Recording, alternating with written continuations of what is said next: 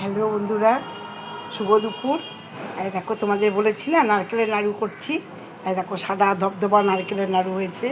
এই যেখানে ঠেকুয়া হয়েছে।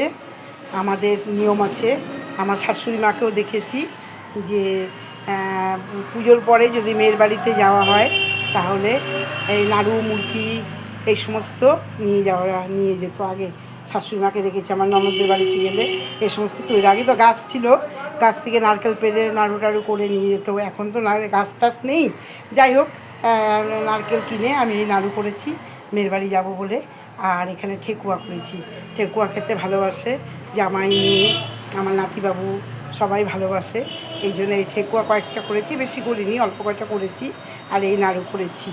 এই হলো আজকের আমার দুপুরের কাজকর্ম। আর এদিকে ভাত হয়েছে। আচ্ছা, ভাতটা পরেই দেখাচ্ছি, পরে একটা ভিডিওটা করছি কী কী রান্না করেছি। তাহলে এটা এই পর্যন্তই থাক। সবাই সবার সঙ্গে থেকো, ঠিক আছে? বাই।